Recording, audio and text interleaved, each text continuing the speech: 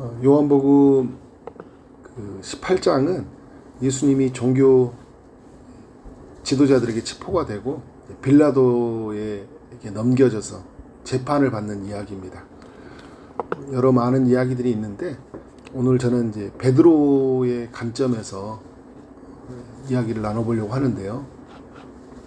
이렇게 하면 안 된다라는 것을 이제 베드로가 보여주고 있어요.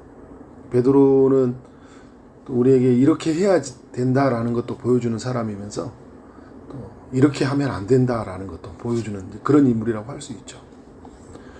오늘 베드로가 주는 이 첫 번째 교훈은 뭐냐면 즉각적인 행동들이 다 좋은 것은 아니라는 거예요. 베드로는 어떤 사람입니까? 예수님이 나를 따라오너라, 내가 너를 사람을 낚는 업으로 만들어 주겠다, 이렇게 말씀을 하니까 즉각적으로 행동하거든요. 그물을 버려두고 따라가요. 깊은 곳에 가서 그물을 내려라, 그러니까 또 즉각적으로 행동을 해요. 그런데 여러분, 이런 즉각적인 순종들 너무나 좋은 거죠. 주님이 우리에게 말씀하실 때는 우리가 어떻게 해야 돼요? 즉각적으로 순종해야 돼요. 그런데 주님의 뜻이 아닐 때는 어떻게 해야 될까요? 신중해야 돼요. 모든 것을 다 똑같이 이렇게 막 즉각적으로 행동하면 안 돼요. 내 기질대로 믿는 게 있잖아요. 베드로는 믿음대로 하나님께 반응한다고 할 수도 있지만 또 어떤 면에서 보면 자기 기질대로 주님을 믿어요. 모든 게 다 즉각적이에요. 어떤 일이 일어납니까? 예수님이 이제 그 종교 지도자들에게 잡혀갈 이게 처하니까 잡으러 오니까 어떻게 하고 있어요? 10절에 보면 이에 시몬 베드로가 칼을 가졌는데 그것을 빼어 대제사장의 종을 쳐서 오른편 귀를 베어버리니 그 종의 이름은 말고라. 대제사장의 그 말고의 귀를 그냥 칼로 쳐버리는 거예요. 문제가 생기니까 어떻게 해요? 빨리 해결해 버리려고 하는 거죠. 즉각적으로 대처해 버리는 거예요. 근데 여러분, 이런 행동들이 하나님의 뜻을 많이 막아요. 그러니까 하나님이 우리에게 말씀하시는 것이라면, 죄의 문제라면, 하나님의 뜻을 따르는 문제라면 어떻게 해요? 바로 순종해야 돼요. 그런데 이게 그런 문제가 아니라면 어떻게 해야 돼요? 신중해야 돼요. 잠잠해야 돼요. 또 하나 이제 주는 교훈은 뭐냐면, 베드로의 모습이 이제 베드로가 볼 때는 옳은 거였거든요. 이게 왜냐면 이건 나의 스승을 이해하는 길이고 스승을 지키는 길이잖아요. 자기가 볼 때는 옳은 거예요. 그런데 주님이 볼 때는 옳은 행동이 아닌 거예요. 이거 우리가 잘 분별해야 되겠죠.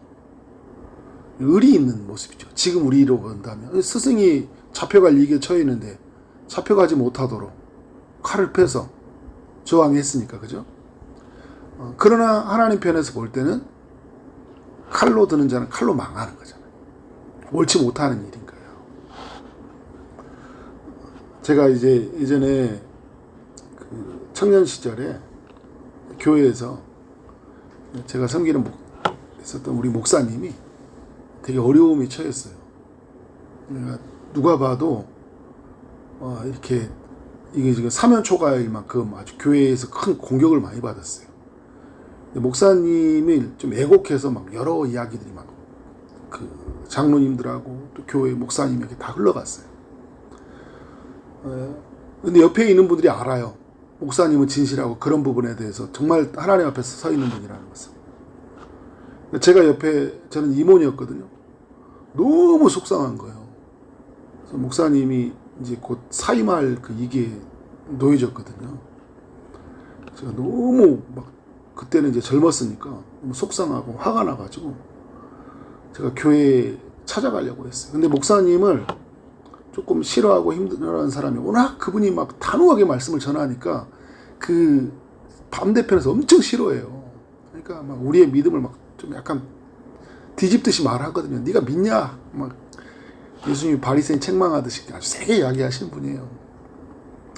근데 제가 볼 때는 목사님이 그런 의도, 뭐 우리가 믿음이 잘못됐다라는 의도보다 우리의 진짜 믿는 게 뭔지, 허상이 뭔지를 정말 강하게 드러내시는 그런 스타일이었기 때문에 그런 분으로 우리가 받아들인 거죠. 저는 너무 좋았어요. 근데 목사님이 이제 교회에서는 이제 그런 문제가 생기니까 이제 사임을 공고한 거예요. 제가 그때 너무 속상했어요. 그러니까 이제 다른 쪽에 있는 분들은 이제 막 교회 당에 찾아가고 막 담임 목사님 찾아가고 막 다 이런 일이 생기고요. 근데 저는 임원이잖아요. 저도 우리 목사님의 이런 상황을 내가 정확하게 말씀을 드려야 되겠다. 객관적으로 바라볼 수 있도록. 제가 가서 이제 가려고 했는데 제가 그때 너무 화가 나 있었거든요. 그때 목사님이 가지 못하게 하더라고요. 왜 가냐고. 하나님이 하시는 일을 왜 당신이 나서서 막 뭐를 하려고 하냐. 그러니까 하나님의 절대 주권을 믿는 분이었어요. 그래서 하나님 하지 말. 당신이 한다고 해서 내가 변호되는 것도 아니고 당신이 안 한다고 해서 내가 이상해진 것도 아니니까 내버려 둬라. 하나님이 어떻게 하시는지 바라보자. 결국 목사님 사임을 하셨거든요. 근데 지금도 목사님 너무 자유하게 사역하세요. 근데 제가 그때 뭘 느꼈냐면 내가 옳다고 하는 것이 주님이 볼 때 옳은 건 아니다. 이런 하나의 큰 깨달음 하나 가진 거예요. 그래서 그때 하나님이 교회를 움직여 가신 게 뭘까. 그래서 많은 생각을 했고 또 많은 것들인 것 같아요. 근데 여러분 이런 것 같아요. 계속 이런 부분들이 생기면 즉각적으로 행동하지 않는 거예요. 제가 그렇다 해서 제가 옳다라는 건 아니에요. 그러니까 즉각적으로 행동하지 않고 아주 신중해야 돼요. 신중해야 돼요. 이건 어느 한쪽에 내가 만약 힘을 써버리면, 칼을 들어버리면 이건 다른 사람도 다치지만 모두가 함께 다치는 거잖아요. 그죠? 그러니까 그런 면에서 우리가 신중하고 또 기도하고 또 기다리고 하나님의 은혜가 무엇인지, 교회의 덕을 세우는 게 뭔지 이걸 많이 생각해야 돼요. 나의 행동 하나가, 말 한마디가 엄청나게 파급력이 크거든요. 베드로가 이런 모습을 우리에게 보여주고 있는 거예요. 또 하나의 주는 교훈은 뭐냐면, 예수님을 모르면요, 인간은요, 인간적인 방법으로 문제를 해결한다는 거예요. 예수님을 모르면.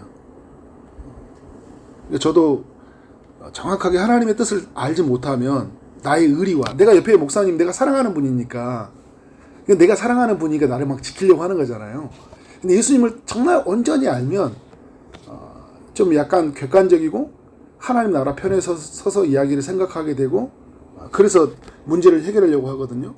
그런데 이게 주님의 뜻을 모르면 아주 매우 인간적인 방법으로, 그리고 지극히 내가 해왔던 방법으로, 상식이라는 사람들이 말했던 그 범주 안에서만 문제를 해결하려고 해요. 베드로가요, 예수님이 이제 칼로 이렇게 행동했던 이유를 보면, 예수님은 이 유대 땅에 단순히 온 랍비 정도로 온 게 아니라 로마의 그 압제로부터 벗어나게 하는 정치적 해방가라고 생각을 했거든요. 그래서 군사적으로 정치적인 어떤 왕국을 세울 줄 알았어요. 예수님을 통해서. 그러니까 여러분, 이런 구도에서 생각하니까 어떻게 하는 거예요? 칼로 들어서 악한 세력을 멸하는 것은 지극히 당연한 행동인 거예요. 예수님을 잘 모르고 있는 거죠. 메시아 왕국이 어떻게 이루어진지를 모르는 거예요. 11절 하반절에 보니까, 11절에 보니까 이러잖아요. 예수께서 베드로들이 이르시되 칼을 칼집에 꽂으라 이야기하잖아요. 아버지께서 주신 잔을 내가 마시지 아니하겠느니라 하시니라. 무슨 말이에요? 주님은 아버지께서 주신 잔을 마시러 오셨다라는 거예요. 그 잔이 무슨 잔이에요? 고난의 잔이잖아요. 내가 고난 받기 위해서 왔다라는 거예요. 내가 십자가에서 죽기 위해서 왔다. 이제 그때가 된 거예요. 그러니까 이걸 모르면요, 주님이 십자가에서 죽는다, 죽음으로 인간의 죄의 문제, 죽음의 문제, 삶의 문제를 해결한다, 이걸 모르면 어떻게 하고 있어요? 예수님은 죽으면 안 되는 거예요. 그러니까 어떻게, 예수님은 무조건 보호해야 되는 거예요. 칼을 들어서라도. 그런데 예수님은 죽으러 오셨으니까 어떻게 하는 거예요?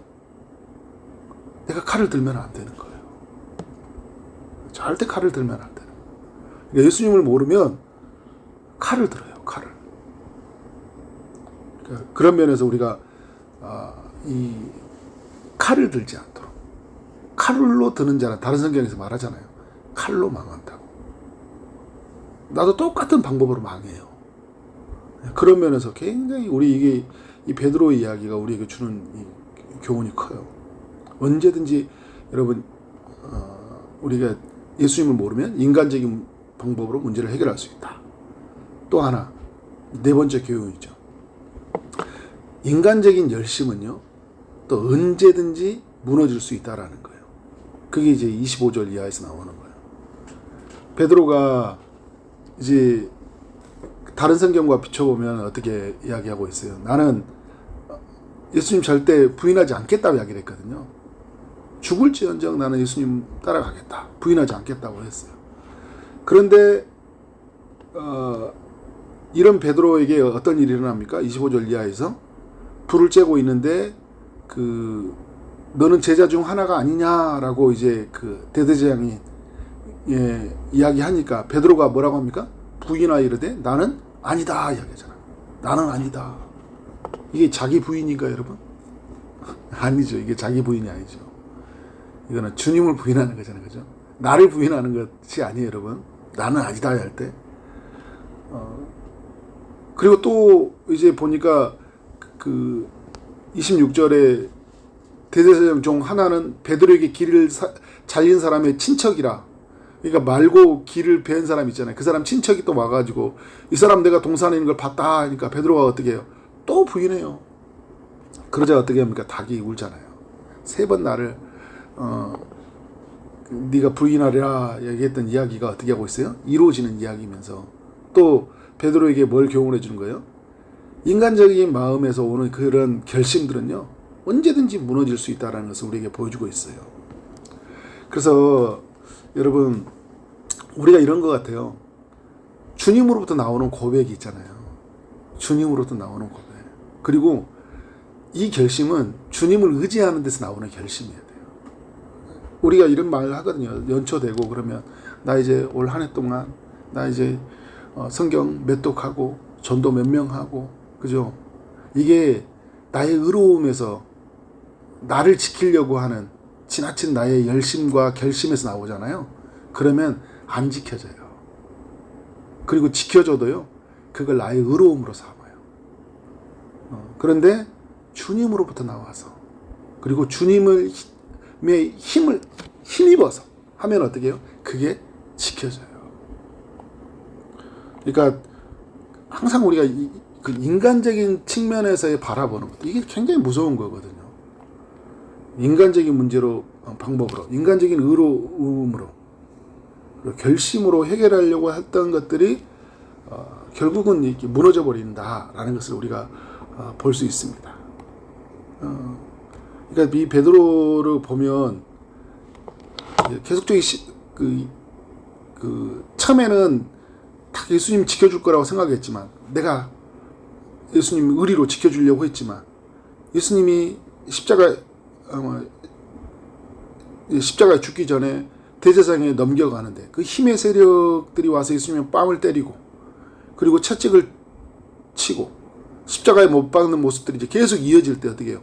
아무것도 할 수 없습니다. 아무것도 할 수 없어요. 그냥 무서워 떨고 뒤에 숨고 나는 예수님을 모른다라고 부인하는 베드로를 만나게 되는 거예요. 베드로는 여러분 이처럼 연약해요. 근데 베드로의 모습은 누구를 보여줘요? 오늘 우리를 보여주잖아요. 우리도 연약하거든요. 마음을 여러분 정해도 막 흔들리고 죽기까지 예수님 따라가겠다고 해도 금방 어떤 일이 생기면 예수님 못 따라가고 다른 곳으로 향하는 우리의 모습들을 볼 수 있어요. 칼을 든 군인 앞에 거대한 그 세상의 힘 앞에 무너져 버리는 게 베드로고요. 또 우리의 모습이에요. 그때 우리가 해야 될 일은 뭐냐면 주님 저는 연약합니다. 주님 저에게 힘을 주세요. 주님 힘 주세요. 주님 저는 옳은 것을 분별할 수 있는 지혜가 없습니다. 주님 옳은 것을 분별할 수 있는 지혜를 주셔서. 근데 저도 이렇게 삶을 이렇게 보면 정말 이렇게 그 인간적인 열심, 인간적인 생각 때문에 많이 실수했거든요. 근데 하나님이 그런 시간을 통해 저에게 반면교사를 알려주신 거예요. 그렇게 하면 안 되는 거 봤지, 재만사. 근데 오늘 베드로를 통해서 우리에게 보여준 거예요. 이렇게 하면 안 되는 거야. 이렇게 신앙생활하면 안 되는 거예요. 결국 베드로도 보면 부활하신 주님을 만나고요. 성령이 임하면서 다시 진짜 온전하게 보니까 인간적인 열심과 주님을 힘입어서 하는 열심이 무언지를 분별하고, 그래서 자기 생각을 비우고 하나님의 뜻을 따라 완전히 하나님께 맡겨져서 인생을 따라가는데, 결국은 어떻게 살아가요? 죽을지언정 부인하지 않겠다라는 이 약속, 이 말이 이루어져요. 끝까지 예수님을 인정하고 살아갑니다. 왜? 그 안에서 누가 일하신 거예요? 성령이 일하시니까. 성령이 일하시면 우리 여러분 끝까지 주님을 따라가요. 근데 인간적인 열심으로 하면 어떻게 해요? 금방 무너져요. 여러분 2025년 다가올 때 보세요. 내가 뭘 해보려고 하는 거 다 무너집니다. 그런데 주님을 힘입으면 어떻게 해요? 그것이 이루어지는 것을 보게 돼요. 이런 베드로의 이야기가 오늘 우리에게 좋은 교훈이 되길 원하고, 그래서 오늘 우리의 삶이 하나님의 뜻 안에서 온전하게 지어져 가기를 주님 이름으로 축원합니다. 네, 기도하도록 하겠습니다. 하나님 아버지, 요한복음 18장의 말씀을 통해 또 우리 모두에게 교훈하여 주시되, 특별히 베드로의 이야기 관점에서 생각해 볼 수 있도록 인도하시니 감사합니다. 주님, 즉각적인으로 행동하는 것이 다 좋지 못하는 것을 또 알게 해주셔서 감사하고, 또 우리가 볼 때 옳은 것이지만 주님이 볼 때는 옳지 못하는 것이라는 것도 알게 하시니 감사하고, 또 예수님을 알지 못했을 때 인간적인 문제로 해결할 수 있다는 것도 보여주셔서 감사합니다. 하나님, 우리의 결심은 언제든지 무너질 수 있다는 것을 알고, 주님으로부터 시작되어진 것, 주님을 힘입어서 이 우리의 열심들이 이루어져야 한다는 것을 알게 하신 주님, 더욱 주를 향해 살아가는 삶이 되도록 인도하여 주옵소서. 성탄을 앞두고 정말 주 앞에 나오고 또 주의 일하심들을 사모하는 모든 심령이 주님이 찾아가시고 일하여 줄 줄 믿사옵고, 예수 그리스도 이름으로 기도를 쌓옵나이다. 아멘.